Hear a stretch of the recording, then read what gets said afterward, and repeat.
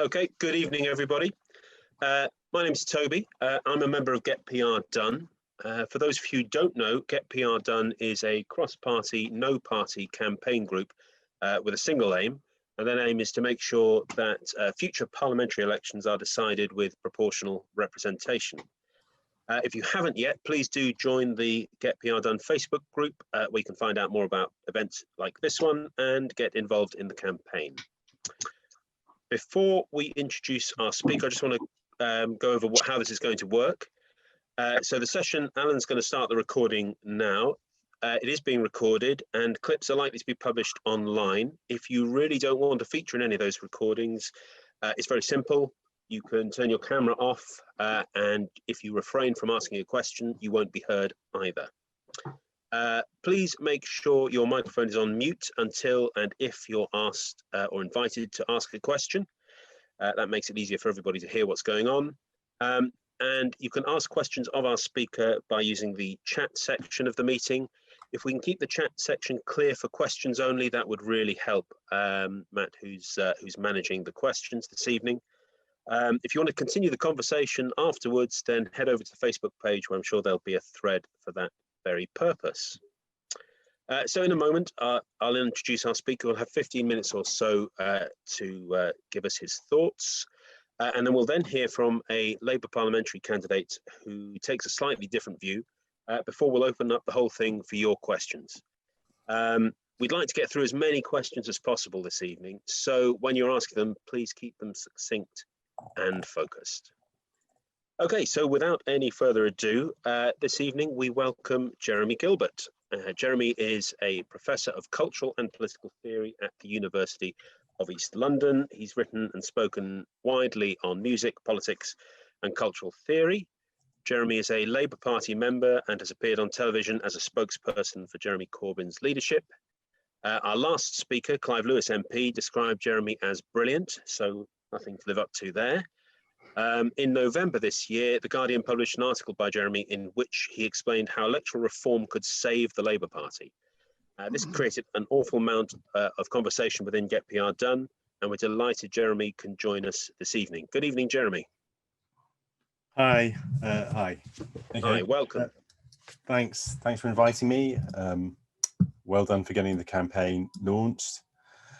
Okay, so well, I'm going to talk about why, specifically why, Labour should want PR, why PR for Labour. And then if people want to go into any of this sort of further, strategic or, ramifications that can come out in the questions. Although I guess, I'm guessing most people here are probably sympathetic anyway. So this is probably just going to be reiterating stuff people already know for themselves, but I'll go through the case as I see it.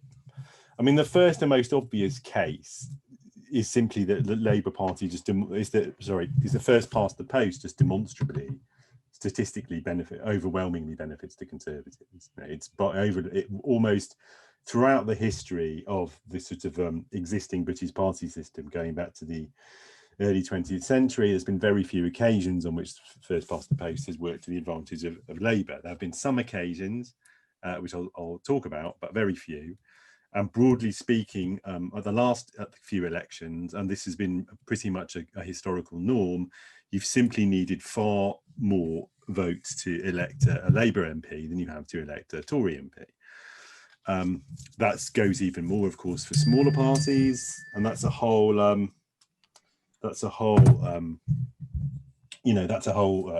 story to some extent, and that's one of the reasons. I mean, historically, that's one of the reasons that Labour people have often been reluctant, because they were worried about conceding their position effectively as the only real electoral alternative to the Tories by empowering smaller parties, and that's probably something for us to talk about.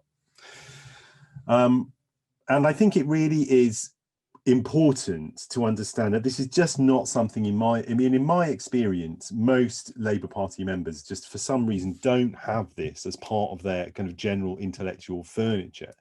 The fact that the Labour Party is a total disaster as an electoral project. If you look at its historical record going back to the early 20th century, the Labour Party has won about just around a quarter of the elections it's contested since it emerged as the main challenger to the Tories in the early 20th century. There really isn't an equivalent, apart from the countries that are really one-party states like Japan. There isn't an equivalent anywhere else in the world there isn't an equivalent country that is formally a liberal democracy but has one party so successful at consistently winning elections, and that is the Conservative Party.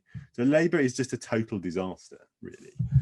It's just in comparative terms and in historical terms. And that is partly because,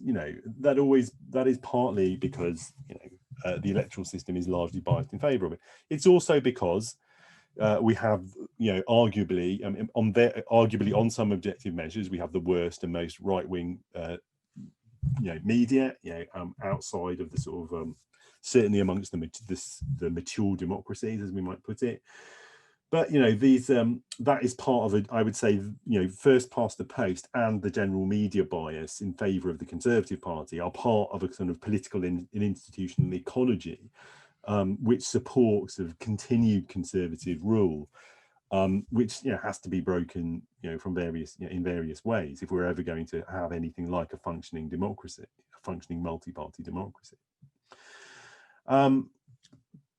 Within living memory, the main objection that can be made to this set of claims is the experience of New Labour, during which, in the 97, 2001, 2005 elections, first past the post actually benefited Labour. You needed less votes to get a Labour government than to get a Labour MP than a Tory one.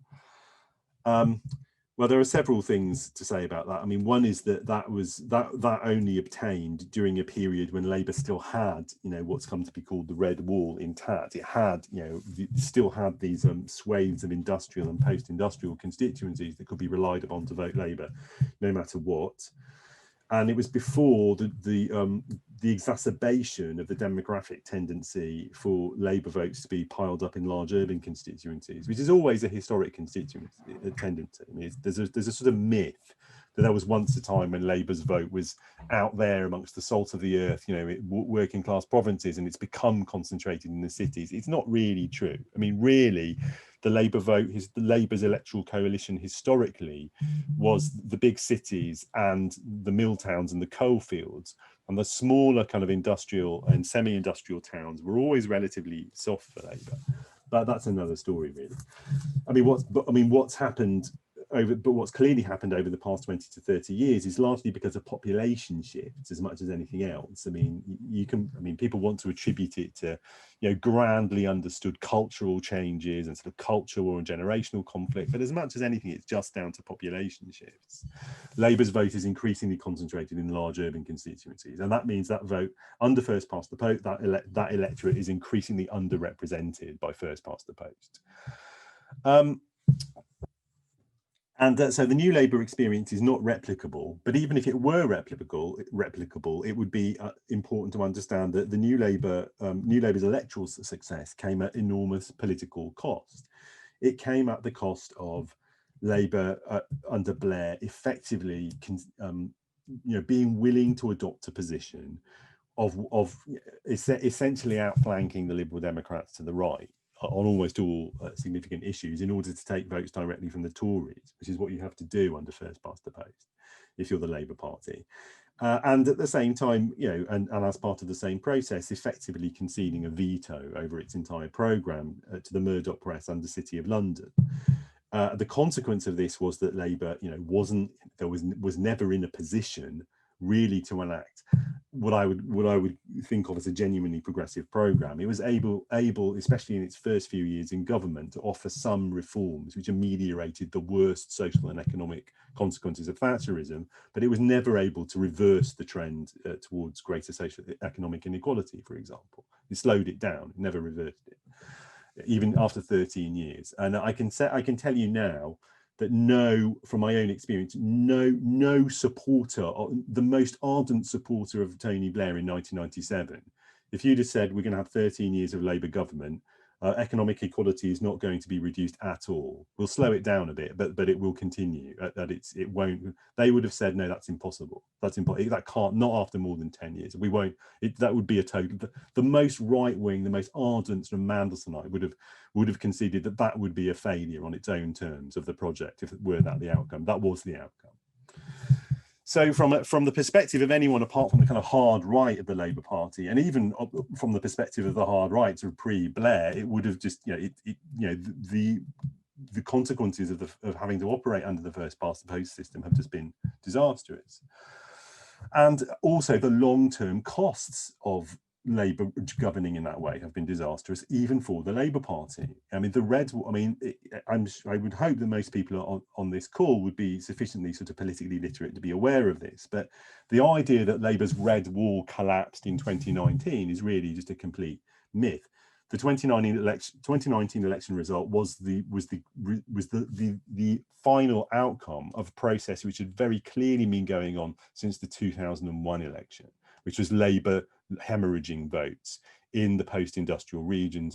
Why? Because because New Labour pursued an economic and social agenda which was entirely geared towards only pleasing the new Labour voters it had won in the 90s, the southern middle class aspirational voters who had a completely different agenda and a completely different set of needs.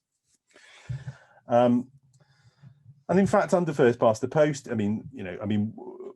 part of the problem is always that, ultimately, and again, I'm sure we all sort of know this. I mean, ultimately, under first past the post, most people's, most people in most constituencies, their votes don't matter at all because most constituencies are safe for one party or the other, so it doesn't matter how you vote. And even in marginal constituencies which do matter, most people are consistently loyal to one party, and so their votes aren't going to matter at all. So you end up with only swing voters in marginal constituencies having votes that really count for anything. And it's often calculated sort of convincingly that at many elections that amounts to about 50,000 votes in total, which just creates an incredibly low bar for a party with all the kind of institutional, political and economic advantages of the Conservatives to be able to reach. That is one reason for the sort of persistent failures of Labour. Finally, I'll say something briefly about Labour's history with proportional representation. Well, Labour had advocacy for PR as part of its initial platform when Keir Hardie was the leader and the first Labour MP. It only really abandoned that commitment in the 40s once it got the massive parliamentary majority that it got in 45 under first past the post. The system did work. Labour did legitimately win a first past the post landslide in 1945. It also actually won the popular vote in the 1951 elections, and this was after the 6 years of the reforming Attlee government. But it lost the seats. First past the post worked against it in 1951, so the Attlee government left office to be replaced with the Tories for the next 13 years. And that was basically the end of the real, the authentically social democratic project in British politics. I think you can't really underestimate the historic consequences of this. The Attlee government, which still lives in popular memory as Britain's one, the thing that comes closest to our idea of what a socialist government would look like in Britain, was also the most popular government. It was the most, based on its, the proportion of the vote it got, it was the most popular government, arguably, in British electoral history. Labour had won consent for an extension of that social democratic programme, but because of the electoral system, it lost the election. Well, if you imagine what would have happened, what the outcome would have been if that hadn't been the case, well, probably if Labour had won the 51 election, if it had remained in power through the 50s, you would have had an equivalent situation to Sweden. Britain would probably have become, the largest and most powerful of the Northern European social democracies. Thatcherism probably wouldn't have happened, which would have meant that neoliberalism would not have been able to get a foothold in Europe in the 70s and 80s. I mean, the consequences have been absolutely catastrophic for that. So ultimately, this really, and New Labour as well. New Labour came to power in '97 with a manifesto commitment to hold a referendum on proportional representation. It commissioned Roy Jenkins to investigate, and devise a system of PR that would suit the sort of British political character that could be put to the country in a referendum. It was a very good system, I think, that Jenkins devised. And ultimately, the failure to hold that referendum was the one broken promise of the '97 manifesto. It was the one manifesto promise that New Labour made in '97 that was categorically broken.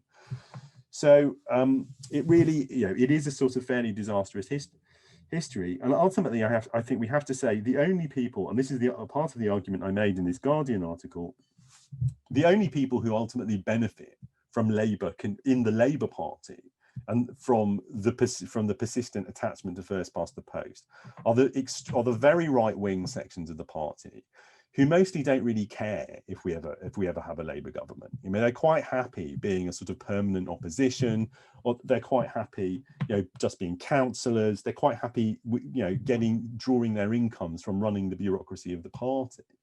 And they would really prefer that the only kind of Labour government you can ever get elected would be one like the Blair government, which is essentially a sort of centre-right government. They're the only beneficiaries. So for those people will continue to oppose the party adopting PR because it's entirely in their interests to oppose it. But for any other Labour member, voter or supporter, it just makes no logical sense. Unless you think, as some people on the hard left still think, that it is possible for Labour to win a majority, to win under first past the post and implement a radical political programme. To which I would simply point out, as I pointed out many times, in fact, it has never once happened in the entire history of the party that it has been in opposition and won a convincing parliamentary majority under first past the post and gone on to implement a progressive programme. This has not happened one single time. The first parliamentary majority was the 45 government under Attlee, but people often blank out of their minds the fact that that wasn't coming from opposition, that Labour had been part of the National Wartime Coalition government, and in fact, in that capacity as part of the Wartime Coalition government, they had commissioned the Beveridge Report and published 300,000 copies of it, which they had spent 3 years distributing around the country. So that is not coming from opposition. New Labour, as I've already explained, came from opposition and got a parliamentary majority on a very weak national vote, but they did not implement a progressive programme for the reasons I've pointed out. So Labour Party has been around for 120 years, but the thing it is supposed to be able to do, to come from opposition, win a convincing parliamentary majority, then implement a progressive programme, as has been categorically shown it cannot do. It's never, ever been able to do it. So and so on the basis of all that, I think, unless you think some magical thing is going to happen that has never been seen before, as the Corbynite, many of the Corbynites thought was happening until last year, then that's not a plausible outcome. And there's just no reason, unless you really are on the very far right of the party, who and the only form of Labour government you want is effectively a centre-right government, then there is absolutely no reason to continue to support first past the post. Jeremy, thank you very much. I wonder, before we move on to Tom, whether you can just clear up the usual accusation that gets thrown back that supporting PR, bringing PR in, would split the Labour Party. The broad church would be lost, and that is. Well, my answer to that is, so what? What's it for, this broad church? If it can't deliver a progressive government, what's it for? It hasn't done it. I mean, it doesn't work. It hasn't worked. Maybe it would, maybe it wouldn't. I mean, my response to that is just, so what? What are you holding together? Who benefits from holding together this broad church if it's incapable of forming a progressive government? And I've answered that question already. Who benefits? There's a bunch of MPs in safe seats who don't really want to have to, the bother of government, most of whom would never be in the cabinet anyway. There's the people who work for them. There's a bunch of councillors who also don't really care, like whether we have a Labour government or not. That's who benefits. Nobody else benefits from that broad church, to be honest. And certainly the people they claim to represent, whose interests they claim to want to serve in government, don't benefit at all. So who cares? I mean, if it maybe it would, maybe it wouldn't. But I'd like to know why that is even a criterion for being opposed to it, given the history I've laid out, really. Well, that was clear. Thank you. And on that note, I think I'd like to bring in Tom Vanderbilt, who was a candidate at the last election for Labour. Tom.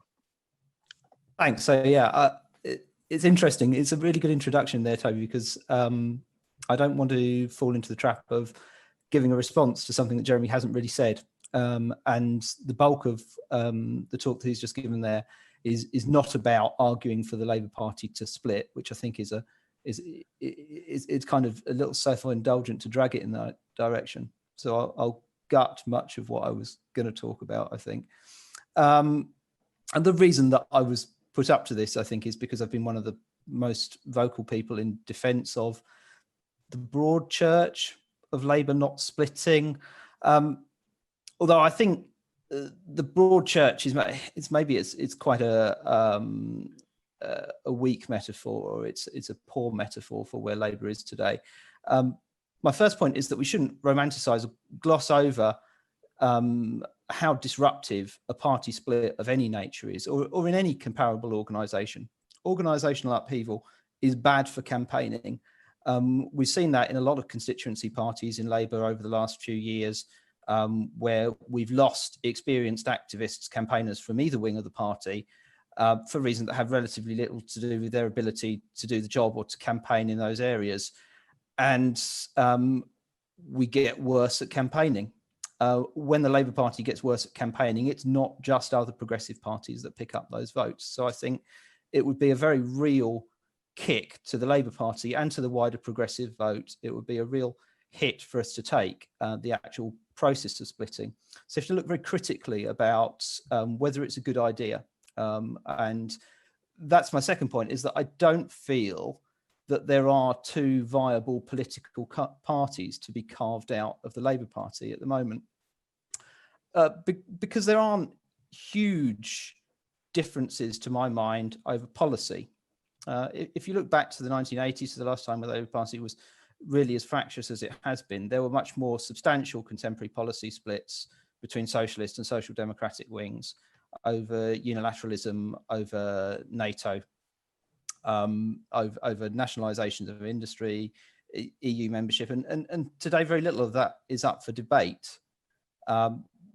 We haven't had great policy battles.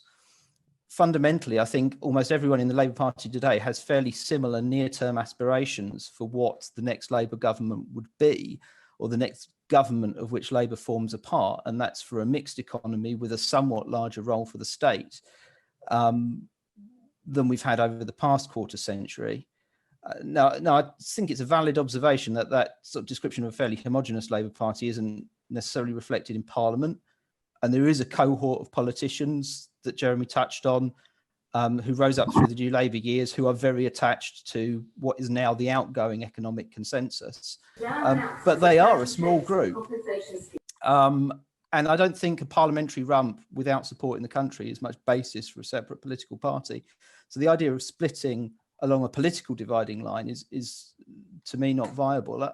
In practice, I think the dividing line in Labour is being drawn much more centrally down the middle of the party of that. And it's more like an internal cultural war, which is being fought between people who identify as either social democrats or socialists, but who in near-term policy opinions, in views, have relatively little to divide them. And that to me isn't a substantive split.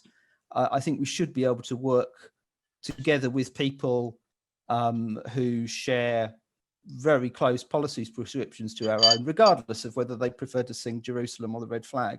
It's these two competing iconographies or tribes within Labour. It's almost entirely now a tribal split that's the one that's being forced home. So yeah, I think that's a very butchered version of what I had in notes for this evening. There's one issue I did take. One point I did take issue with as well. I don't think it's just the hard right of the PLP who benefit from first past the post. I think it's MPs in safe seats in general. It's MPs who are unpopular either with their constituents or their local activists, or who are ideologically out of step with the leadership, who would struggle to get selected in the circumstances where you were having a major overhaul of how Westminster is run, where they were having either waves of reselections or seats being eliminated. I think it's safe seat MPs on both wings of the party, and you see that when you look at sorry, there's a cat to move. You see that when you look at the MPs that are either in support or opposed to PR. So for me, the lesson is that Labour Party as a mass movement doesn't feel fatally divided. Near term, we have very, very cohesive, actually not such a broad range of opinions within the party when you speak to Labour Party members. But the Labour Party in Parliament perhaps doesn't reflect the Labour Party in the same way that it doesn't reflect the wider country, and that the solutions are similar, that it's reform of our internal democracy as well as of Westminster. Thank you, Tom. Interesting stuff. Jeremy, is there anything you want to come back on there, or are you happy to move on to questions? I agree, really. I agree with all that, actually. It's a very persuasive, and I think it's interesting to put it in that way that I do think we have a specific problem. I mean, I take the point about, even left MPs with safe seats being, on PR, but also this point, it's that we have there's a problem in that there is certainly too large a group of MPs who are very attached ideologically, I think, to a perspective that is I completely agree that to the outgoing economic paradigm, and that they are a massive problem. They're a huge problem, and it was they were at the sort of center of the sort of local machines that caused so much disruption for the party over the past 5 years. And I think to some extent, actually,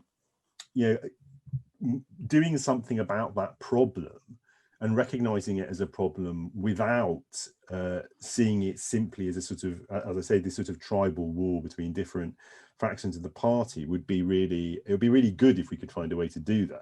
It'd be really good if we could find a way, because from my perspective, I mean, part of the problem, I mean, a massive problem for the party actually is that, well, I think most party members are quite naive about the extent to which, in many cases, their own MP really doesn't share their commitment even to minimal social democracy, frankly. They really don't. And it is because of the kind of, it's a sort of consequence of the New Labour years. But that's a different issue to PR, really. But I think it is a really good point, and I think it's an issue that people in the party who don't identify with the sort of left of the party really have to sort of reflect on and think about the problem, because it's it's definitely the case where I live, that we have an MP who is really, if you know her politics, she is a neoliberal, really, and quite sort of committed one, and she's supported by a lot of people who sort of don't see themselves as Corbynites, she's supported because they don't see themselves as Corbynites, but their own politics would be way to the left of hers. But sort of getting any kind of clarity on that is really a sort of problem, is an issue, and it is interesting to think in those terms. I don't think, so I don't really disagree. I don't disagree with any of those comments. I think they pose this specific problem with a degree of clarity. I think whether PR could solve any of that, I don't know. I mean, that's partly a question of internal democracy in the Labour Party, and I think they are sort of related issues to an extent. But anyway, I don't think I shouldn't keep talking about that.